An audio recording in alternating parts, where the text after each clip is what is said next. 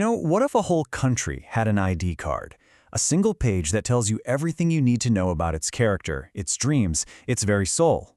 Well, for India, that document is real. It's the preamble to our Constitution. So let's dive in and see what this foundational text really tells us about one of the world's largest democracies. And hey, we're not the first to think of it this way. The brilliant jurist N.A. Palkhivala famously called the preamble the identity card of the Constitution. It's just the perfect metaphor, right? It's the summary, the essence, the entire philosophy of the nation, all packed into a few incredibly powerful lines. So in this explainer, we're going to break down this identity card piece by piece.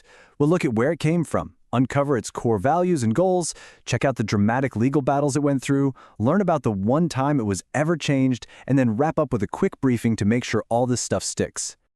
Okay, first up, where did this powerful statement even come from? And when did it become, official?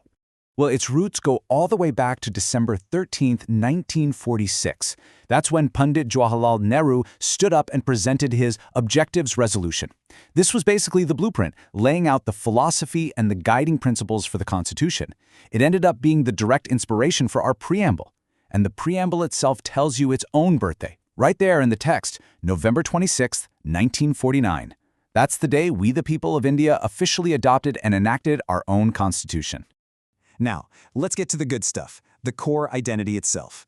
The preamble uses 5 key words that describe the fundamental nature of the Indian state.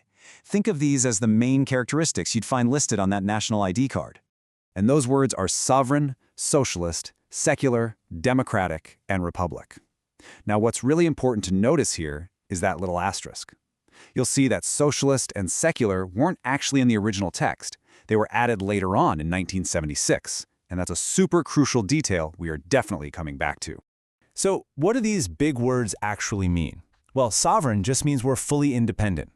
Socialist points to the goal of fighting inequality.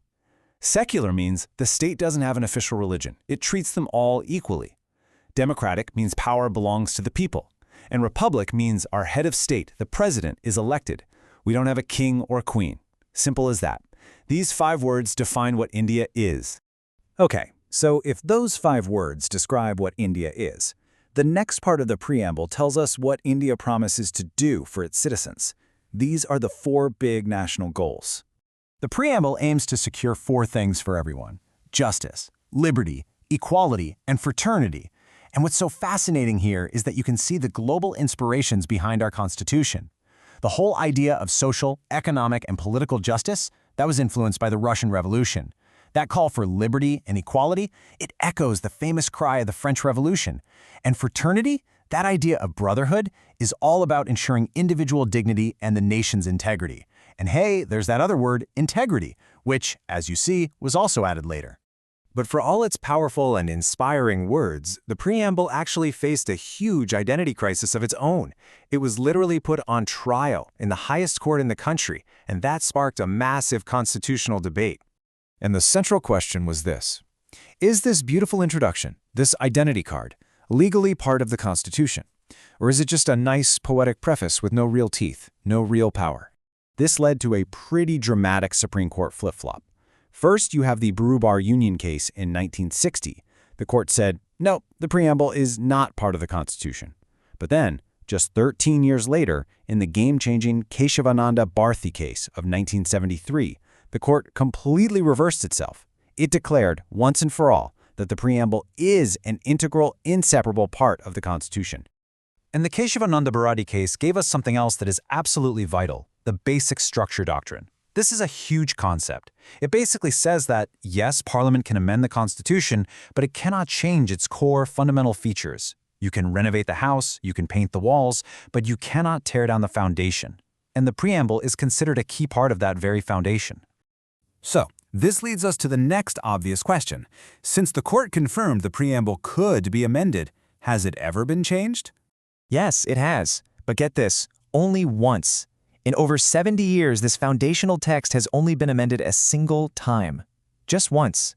This one and only update happened in 1976 through the 42nd Constitutional Amendment. And remember those words we flagged earlier? This is when they officially joined the team. The words socialist, secular, and integrity were added to the preamble, making the vision of the Indian state even more explicit. All right, we've covered a ton of ground. Now it's time to lock in all that knowledge with a quick review. Welcome to your final exam briefing. First question for you. The preamble is based on that objectives resolution we talked about. Who was the leader that moved it? If you said Pandit Jawaharlal Nehru, you are absolutely right. Question number 2. 3 words were added to the preamble back in 1976. Can you name just 2 of them? The correct answers are socialist, secular, and integrity. If you got any 2 of those, you nailed it. And your final question, which of those landmark Supreme Court cases definitively ruled that the preamble is an integral part of the Constitution? That would be the famous Kesavananda Bharati Case of 1973. And so we end right where we started. The preamble. It's so much more than just some historical text. It's a living document. It's the nation's identity card, its ongoing promise, and really, its conscience. Which leaves us with one last question to think about. If the preamble really is the soul of the Constitution, how are its values of justice, liberty, equality, and fraternity guiding India's journey today?